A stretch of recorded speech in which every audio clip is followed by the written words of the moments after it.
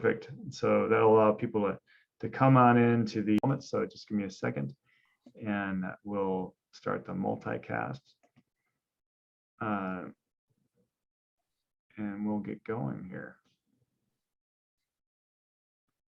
Yeah, see, we said we love to chat, and he'll always pull us back in when we get too intense. He's all right, guys, let's bring it in. Bring it back in. You always need someone like that, otherwise it gets like we get too crazy otherwise. So. All righty. Perfect. Well, Jules, take it away. All right, here we are. All right, everyone. Thank you so much for joining us here on the People Strategy Forum.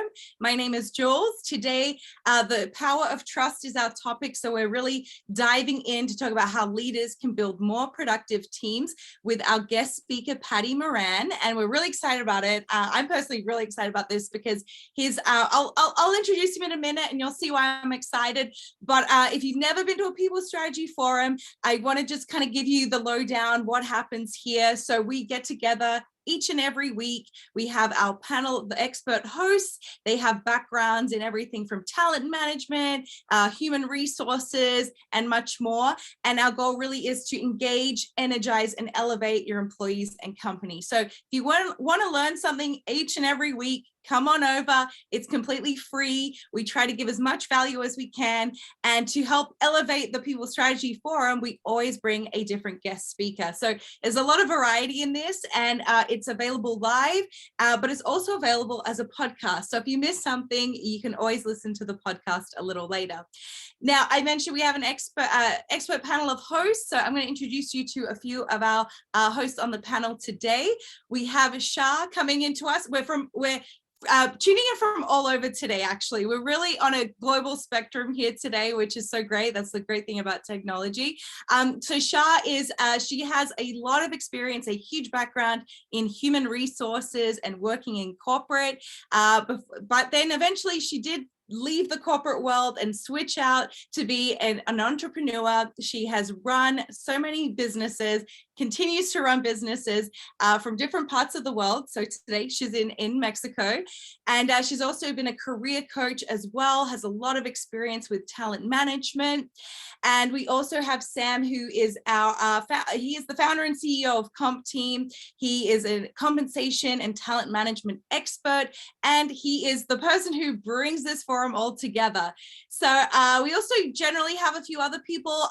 Some people are out today, but generally we have a pretty full house. So like I said, it's never the same. There's always a lot of variety here. So I did mention we have a guest speaker, and we're really excited to have Paddy Moran here with us today. He is the founder of Neuro Coach.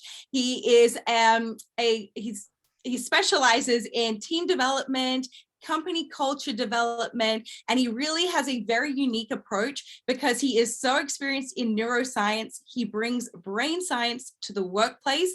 He helps companies learn how to use their brains more efficiently so that they can be more productive, more profitable, have better team engagement. So it is very unique. And I personally love all things neuroscience, still learning a lot about that. There's so much about the brain. It's so fascinating. So we're very excited to have Paddy with us today.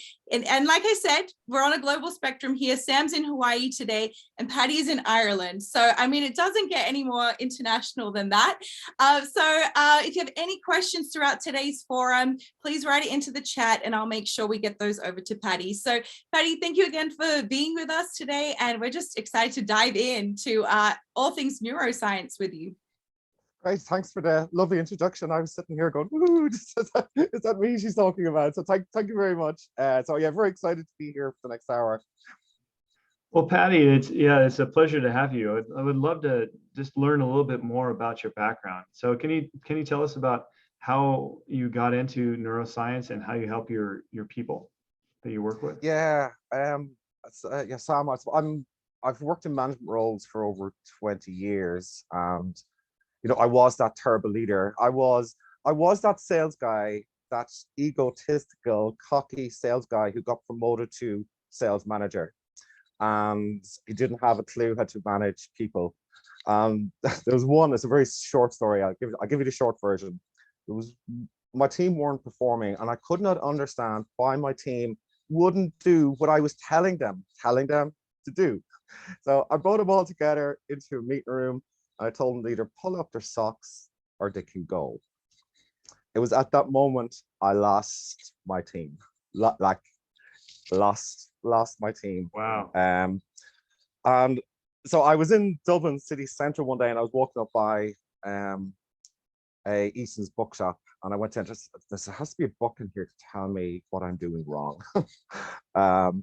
So I went in, I picked up my first book on leadership, and I was flicking through it, going, "Oh my God, oh no, oh no." So I was doing everything wrong. So from there, that kind of got me into the leadership space. Then I worked with multiple teams, and I was always fascinated. Why do some teams work and some teams don't? So that kind of got me into the psychology side of things, and then I got more interested in the neuroscience. So what's actually happening in our brains, because everything's starting up here. So that's that's a space I've been in for the last 6 years, and it's just fascinating when we understand the brain just a little bit more, because every conversation we have is a conversation between two or more brains. Right. So I can be impacting your brain right now. You are, for sure. Yeah. But that's the thing is that with the brain and neuroscience, I mean, there's so much to be learned there, and I think that we're experiencing and learning new things on a daily basis about the brain. But one thing that I know is really important and is part of our topic today is the concept around trust and how leaders can develop trust using these neuroscience techniques. And so why is trust important, Paddy? Yeah, so why, like, trust is everything on a team. It's everything in every single relationship. It's If we don't have trust, things fall apart. Okay, but I think a lot of organizations, from my experience working with leaders, some people are saying trust as this fluffy word. It's something that you do with your partner. But what about it in work? So trust is vital for a team. Like, it's vital for a team. When we look at it, we look through the lens of the brain, lens of the heart, because we all bring our brains and our hearts to work every day. And for me, trust is about seeing the whole human being coming to work. Okay, not just these pieces of human capital.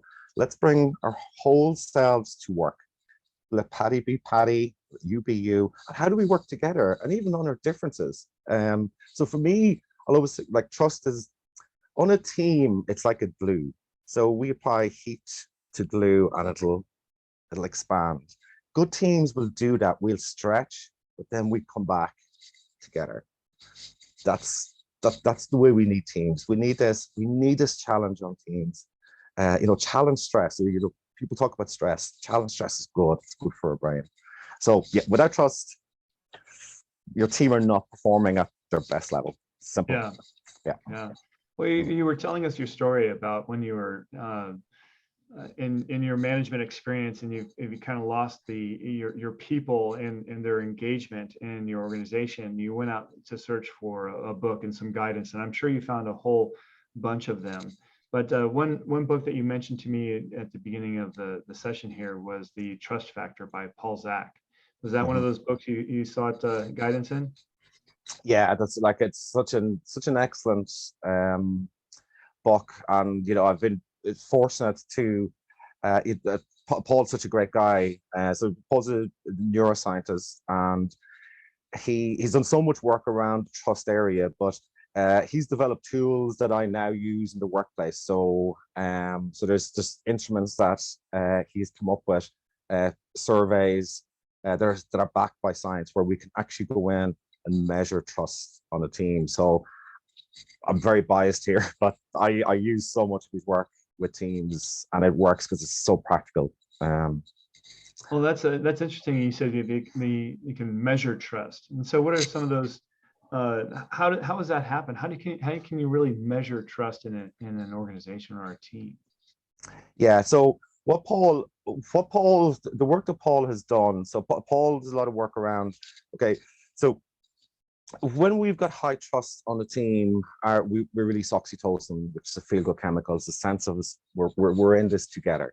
Okay, so Paul has done a huge amount of work with teams. Now he's went in from a neuroscience point of view, and people have taken oxytocin nasally, and he's seen that when our oxytocin levels go up, okay, we perform better. Okay, we become more engaged, we become more empathetic. Okay, so how do we? So what Paul did then was, okay, we can't go into organizations and ask people, can we put oxytocin up their nose? So what Paul did was he went in and he measured. There's 8 areas that he looked at, going, okay, what are these areas that help us release more oxytocin? Okay, so some of them areas would be recognition. Okay, so that's one of them. So recognition, so giving recognition to people in public, okay, high release of oxytocin, giving people recognition as close to the event as possible. Okay, if it goes over a week, our brain tends to forget. Okay, so it's not as important. So if you do something, if you've done something really, really good, Sam, I need to tell you. Okay, so here's some feedback. That was really, really good. But don't just tell you, tell me about how you got to that result, Sam. Okay. So now we're engaging more. So that recognition is one way. Expectations is another. Okay. So if we're working on a team, okay, so expectations around what is expected of me in this project. Okay. If there's high levels of stress, okay, our body's releasing cortisol. Okay, so high level of stress has the opposite effect. So what we need, so from a team, so we look from a productivity point of view on a team, what we need is we call it challenge stress. So challenge stress is we're going, okay, Sam, you and I have got this project and we've got a deadline of 2 weeks. Here's what you're going to do. Here's what I'm going to do. I feel the pressure. I feel the stress. The adrenaline starts to run through me. We're working on this together. So now we're more likely to collaborate because we're very clear on what the end result needs to be. Your role, my role. Okay. So if we don't have that clarity, if our brain doesn't know what's going to happen, it starts to make up its own stories. Right. And all of a sudden, work is not getting done. There's conversations at the water cooler, and deadlines are being missed. So expectations is another huge part of it. Purpose. Our brain loves purpose. Loves to have individually a sense of purpose. So what am I doing today? But what am I doing? What difference am I making in the world? So important on the team. So why are we here? What are we doing together? Okay, transparency around that. Okay, so if I don't have transparency around our purpose, it's just a job. It's just a job. I'm just turning up for a paycheck. I'm not doing my absolute best work. Okay. Right. Yeah. So there's so much there, and like even stuff that can go wrong. Say so where can we break trust? So the flip side, micromanagement. It's like so bad for the brain. So if I'm being micromanaged, so I need to use this part of my brain in behind my eyes, so the prefrontal cortex. Okay, so this is where I'm doing all my best work, planning, organizing, all the good thinking. Okay, if I'm being micromanaged, the stress part of my brain, the amygdala is going off, and now the emotional part of my brain is firing off. I'm not doing my best work, and I can't do my best work because my brain's in a threat state. Because now I'm thinking, okay, what's coming next? What's coming next? Okay. Mm-hmm. And when I'm in this state, okay, if I'm on a team and I feel threatened, okay, the only person I'm focused on is me, because it's about my survival. It's about me surviving the next 10 minutes. Mm-hmm. So I can't collaborate. So there's quite a, quite a bit that's happening from a team point of So, view, just through interactions. Yeah. well, you know what? I've already downloaded it on my Audible. Thank you very much. So Right. I'll listen to that before I go to sleep so that my brain can work on that.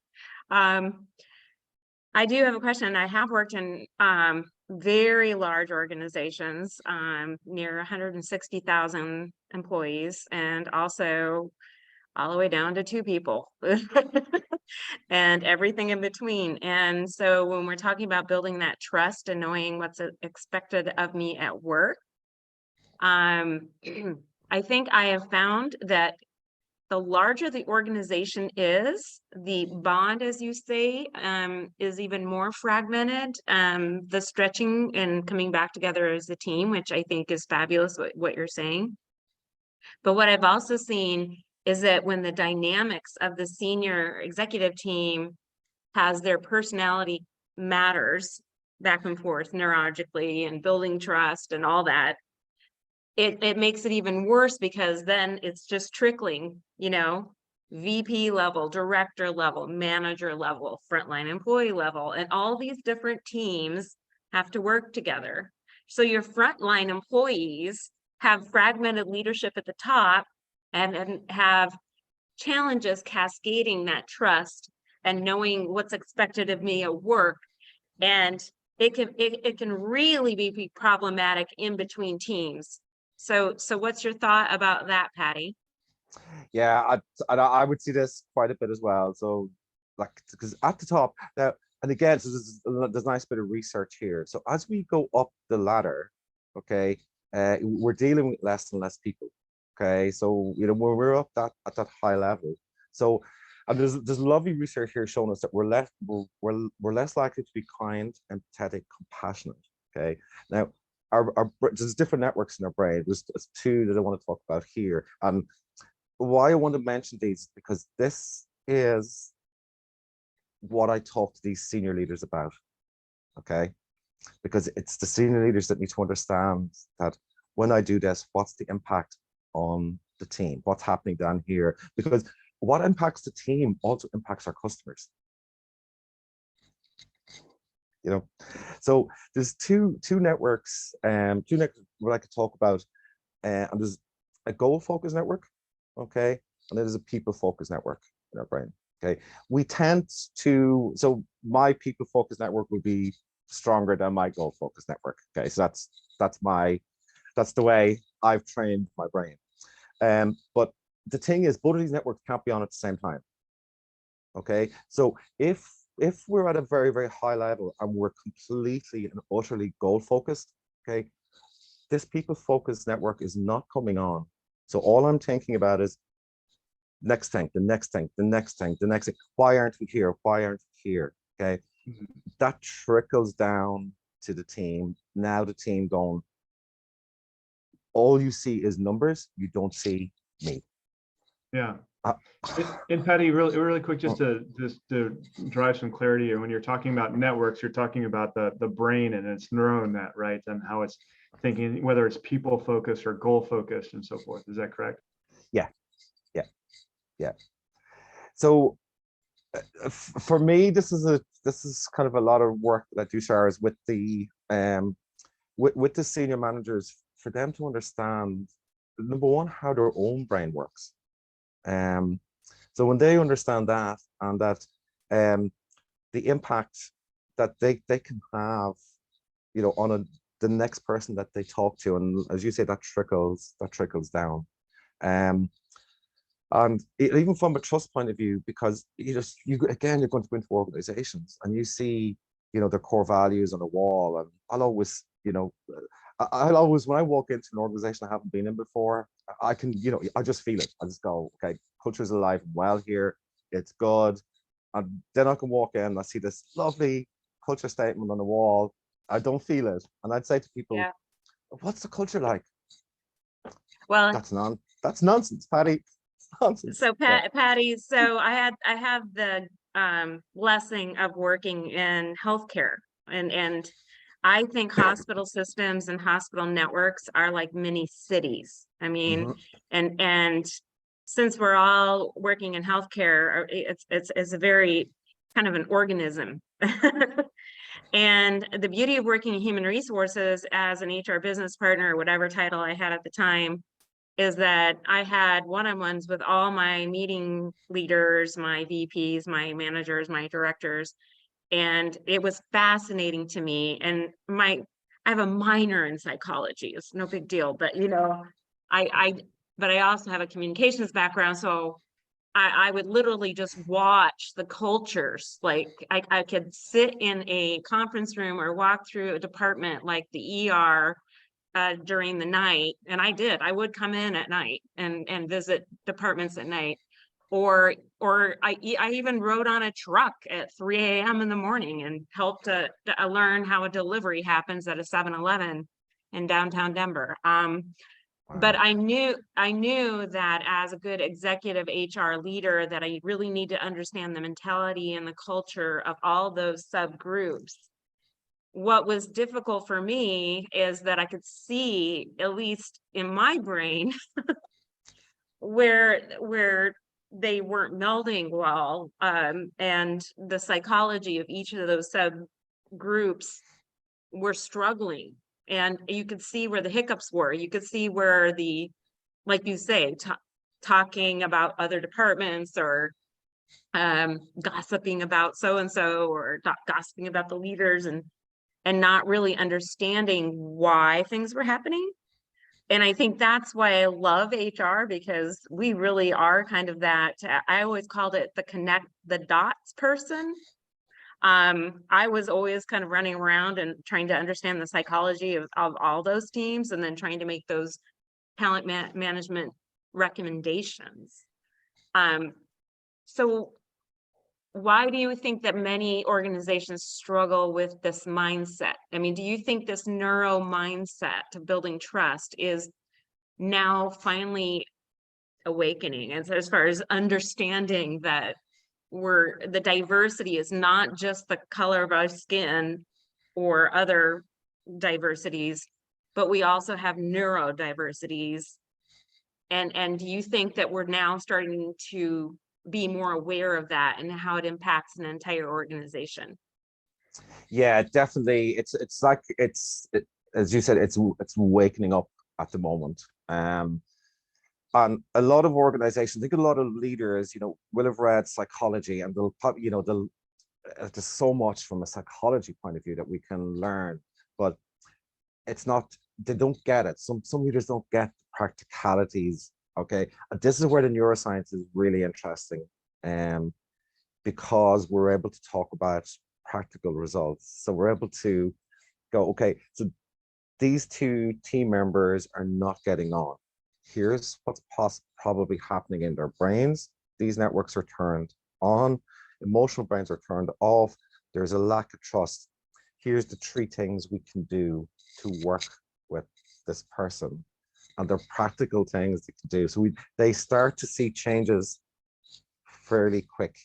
So it's a very practical approach. And I think that's the lovely thing about neuroscience, is that it's practical for people who are very mechanically minded, the engineer mind. It's not fluffy. It's not the pink and fluffy stuff. It's got, so we turn on this and turn off this. Yeah. So I think there's definitely, there's an awakening there. People are kind of going, okay, tell me more about this, because if I can use this knowledge to create a better culture and to increase, productivity. And because again, a lot of people you'll say, a happy team is a productive team. I say the opposite. A productive team is a happy team. If we're working together and we're focused, we've got a common goal, we share a sense of purpose, we bond well together, we care for each other. Now I'm going to be more productive, and I'm going to be happier. So yeah, so I think there's lots happening there in this space at the moment, which is really exciting. Yeah. Yes, for sure. So, but let's break down trust itself. What Shar just mentioned was really good. I mean, when you're in that, I mean, if you go to your doctor, for instance, you go to your doctor and it's like, yes, I trust you with my life, but I don't trust you to do my taxes, right? So tell us about the different facets of trust. It's not just one thing, right? Yeah, so when we look at trust through the lens of the brain, so I'll break this down into four kind of categories. So we've got cognitive trust, okay, which is happening up in our brain. Okay, so there's two sections here under cognitive trust. So the first one is consistent. Okay, so I believe that you will act in a dependable manner. Okay, so there's no surprises. Okay, so if you're surprising me every day with a new goal, or this has changed, now you're not consistent. Now my brain is going, there's something wrong. Okay, so the first one is being consistent, acting in a dependable manner. The second one is capable. Okay, so do I have the skills, the knowledge, and the ability to do what I say I can do?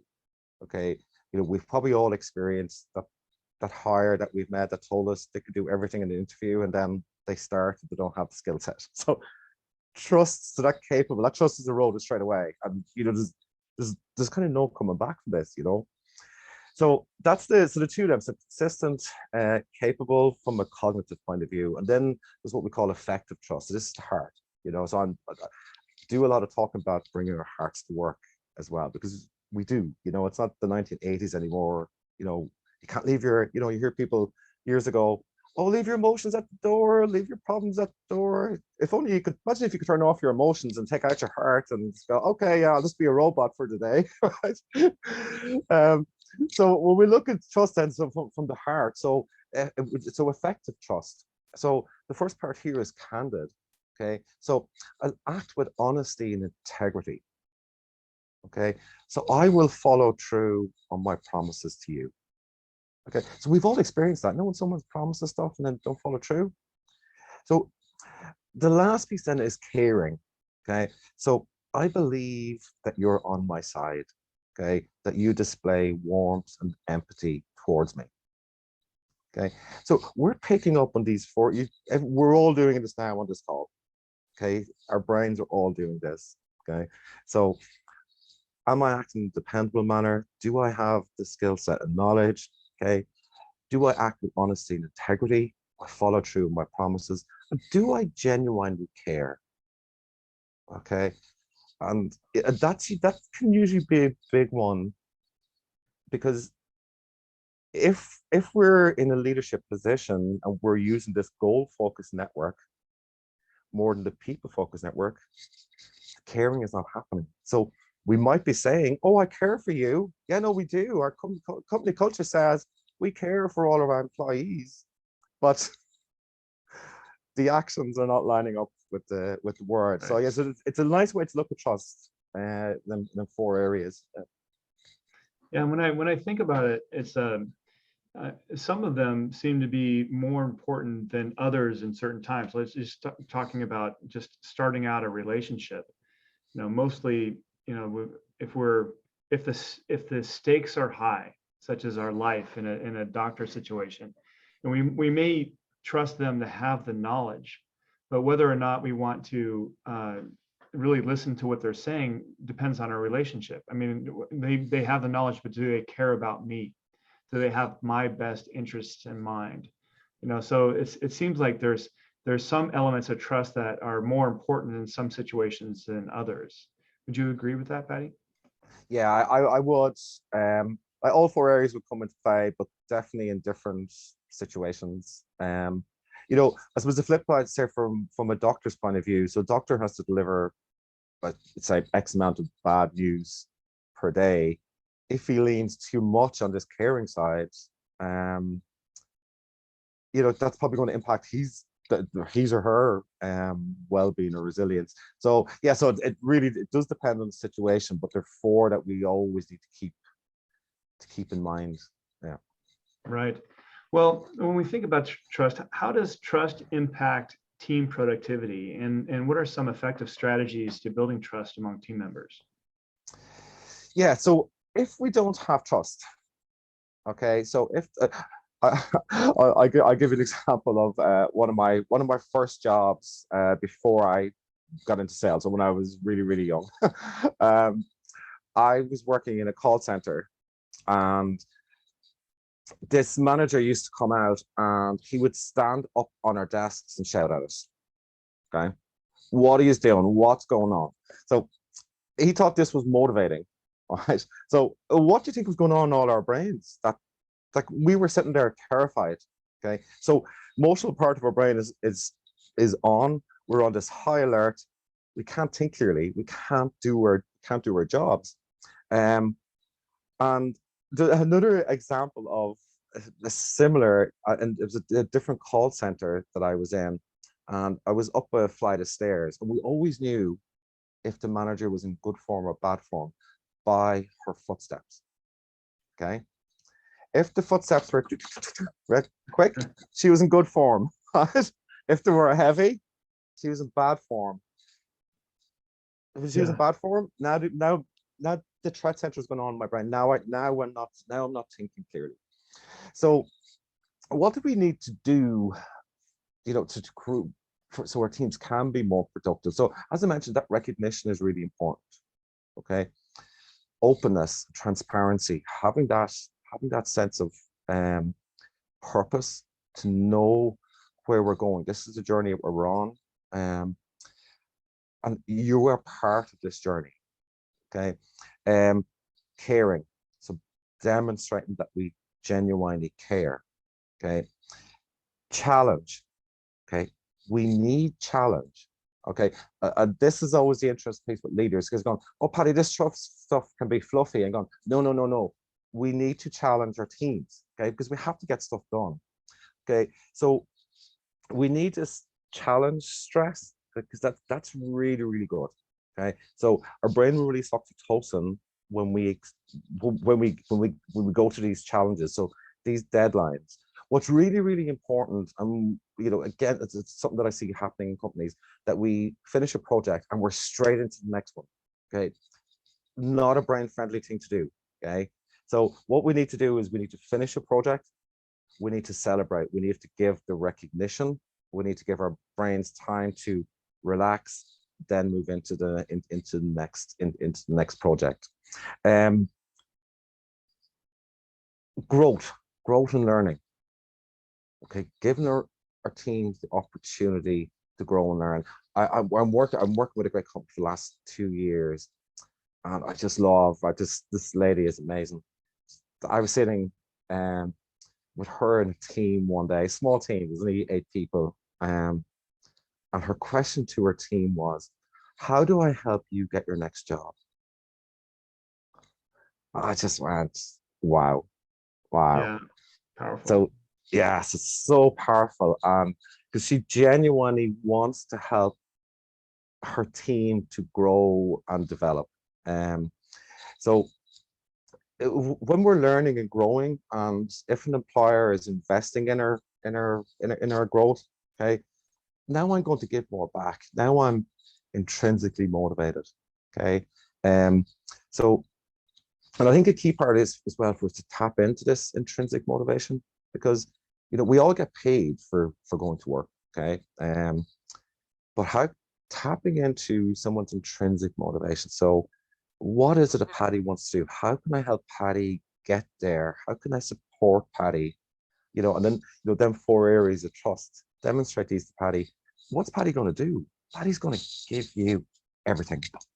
He's yeah. I have to tell you, Paddy, because I have a personality type that people would trust to tell me things. And I often worked with employees as well as the leaders where I knew the employee was not happy in that department and had already worked in, I'll just one, it was the marketing department, and this employee, she had worked there for 6 years in marketing, and she really wanted to get into, believe it or not, learning and development. She wanted to get into talent strategy, and she was obviously interviewing me because she wanted to know what my job is all about. And I also looked at her boss and I'm thinking, he doesn't really know that this is really her ambition, and she's fearful to tell him. But at the same time, she has already been working in that department for 6 years. I mean, so, and nowadays, generations today don't typically even stay in their jobs for 2 years, right? So that's changing. So I think that's a very good point that you just made, about, we call it, from a TMA's perspective that we like to talk about at ComTeam, career mobility, and really identifying what is truly your ambition. You know, great, you're a fantastic marketing representative here, but really, where do you want to be someday? And actually, had the leader been more open to understanding this employee, this person, I'll just make up a name because I don't want to give away her name. I'll just call her Barb. Okay. She actually ended up going out and getting a PhD. She ended up opening her own company, and she actually runs her own multi-million-dollar learning and development company. Wow. Now, that's also why I got a little bit interested in career coaching, because I felt like, I call HR from the inside out, is what I call it. And I feel that many leaders want to just keep that employee forever and never really open up their mind. It's like a sense of fear. Well, if this person leaves and I have to replace them and they're my superstar, but this person had the capacity and the ability to go out and get a PhD and actually run a very multi-million-dollar business. I actually hired her about 15 years later. I hired her for one of the healthcare systems I worked. I hired her company. I ended up hiring 5 of her employees on a contract. Wow. So anyway, but I look back, we're friends, and we talk about the fact that her leader never really was open to her idea of really moving up and getting a PhD and moving on. So I think that's fascinating. It ultimately could have helped his department. Anyway, I could tell you many stories, but that triggered one for me. That's, you know, and it's such an interesting story, because it's like keeping people small. You know, don't educate them, because, you know, because, and I do say this to leaders: have you got a fear that this person might know more than you? Because really, that's what you want. You want them to know more than you. Okay, but what if they leave? But what if they leave and get a load of knowledge and come back to you with even more knowledge, like the boomerang effect? Yeah. Like, it's, yeah. Yeah, I mean, this particular person could have been a great advocate for that company from a marketing perspective. Getting that PhD and opening her own company, she ended up working with many other companies, let's say, because her company was so successful. She then had a huge network that would have helped the marketing department of this healthcare system, right? I mean, a decade from now, it would have made a major difference. And I find that quite fascinating, that there was a lack of awareness of the power of helping people learn and grow and promote and follow their dreams. I think that's very important. Yeah, that's a leader's job, isn't it? To me, that's a leader. My first job is to help my team grow and develop. That's that, you know, since we're that servant leadership style, it has such a positive impact on people, and such a brain friendly thing to do. But yeah, we need more of that. And, you know, let's not keep our people small. Let's help our people to flourish. We're dealing with someone's lives here, so let's help them to have the best life ever, and they'll come back to us. Yeah. No kidding. So I know, as leaders out there, Paddy, there's a lot of situations where, you know, we have a very trusting team, but then something happens in somebody's life. They drop the ball, or they don't come, they fail on a project, something like this. So what can that person do to earn that trust back in a situation where trust has been lost? Okay, so what I would say here, it's keeping it, so working with people on a project. Okay, so we shouldn't find out that the person fails at the end, okay, if we're doing it in a brain-friendly way, okay? So we give our team a project to do. Autonomy is hugely important. So, you know, if I give a team a project to do, I go, here's the end result. If you can do it, here's how I would do it. But if you can find a different way, go and do it. So let them go do it. Checking in, so having the milestones, checking in, and when we've got trust, okay, I can check in and go, Sam, I just want to, where are we in relation to this project? Paddy, I'm falling behind. Okay, let's talk about it, Sam. What's happening? If I've got good trust with you, a good relationship, I'm going, Sam, maybe you're not the right lead for this project. Do we get a new set of eyes and ears in to look at this project? What's going on for you? Because there could be stuff going on for that person at home as well. Okay, and if there's stuff going on for me at home and I don't trust my leader, I'm not going to tell them. So Right. yeah, you know, I mean, absolutely. yeah. Oh gosh, this is so good. I have to say, because I mean, being a victim of myself of this, of being piled on with so many different projects, my span of control was, you know, 12 system projects that I was accountable for, plus my own work. I never wanted to go tell my VP that I think we together organizationally have put me in a situation where I am going to fail. I have way too much on my plate. And in many of those projects, I did very well. And then a few I didn't do so well. And I remember those conversations with my VP of like, well, why didn't you accomplish this? It's like, well, did you forget that I did this? You know, but I think the book I just mentioned, it's called Leading Without Fear. I will have to ask this person if she'd like me to maybe bring her on as a guest someday, but I do believe it's about the trust and building a team of not being fearful of explaining to your boss, you know, I'm not really good at making PowerPoints all day. Okay. Why is it I don't have a technical specialist or whatever the title is of PowerPoint creators? I mean, I'm a strategic person. I'm not the PowerPoint creator, you know? So why am I up until 3 a.m. creating PowerPoints, you know, that type of thing. And losing sleep creating PowerPoints, which also led to my brain capacity to take on a zillion projects. So I totally agree with you. And why is it that we're afraid to let our employees really just be upfront and honest? And why do we wait until the end of the year until we finally find out? Ego. Well, I just said about 10 million sentences, and then you had one answer. Ego. Yeah. Okay. Ego. Okay. Yeah. What is? Please tell me what that means to you. Yeah. So say when I start to do work, so the first piece of work I do, if I'm brought in to do work on trust, okay, what comes before trust is psychological safety. So psychological safety, as you probably know, is that I can speak up without the fear of being humiliated, knocked down, shouted at. Okay, if we don't have psychological safety, trust is never going to happen.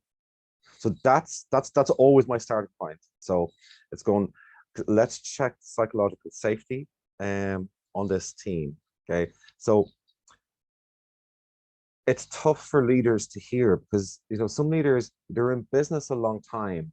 Okay, we've always done it this way. I'm in business 20 years. I know better than you. You're just a graduate. Like, who are you to come to me? So there's a lot of ego at play here. So I'll always say, you know, to leaders, let's park the ego and get curious.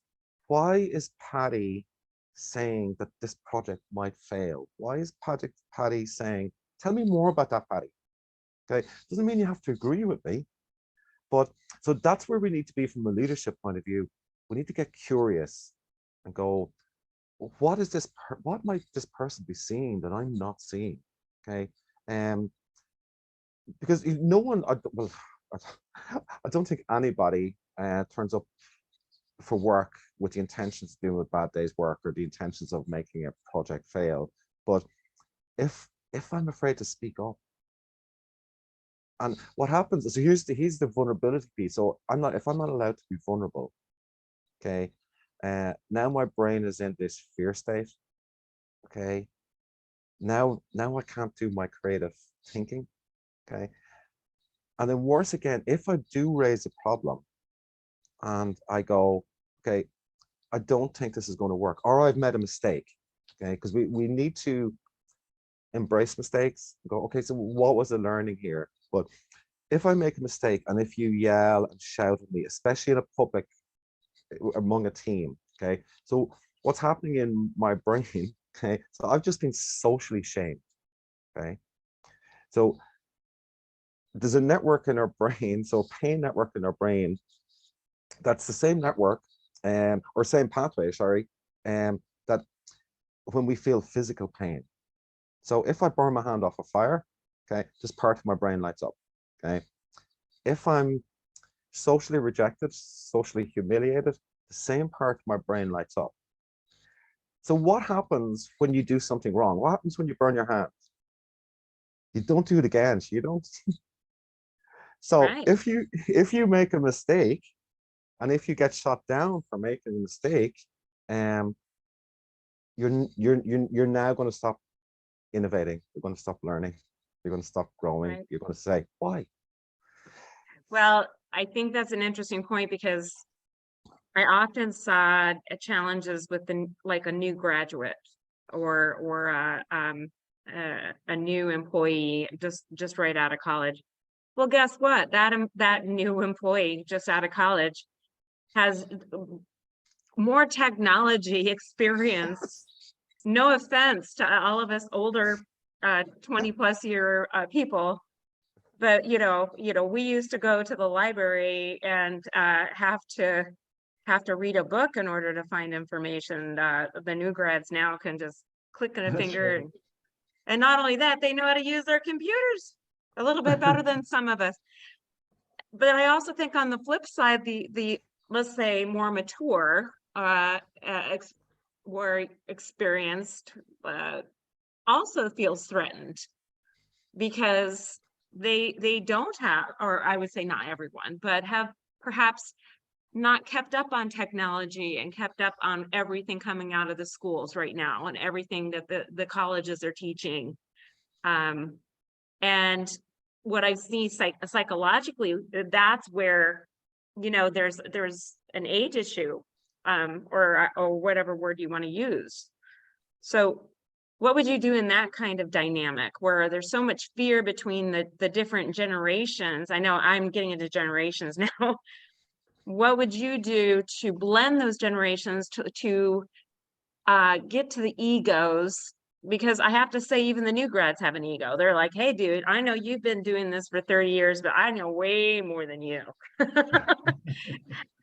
I mean, so how would you deal with that dynamic in a team?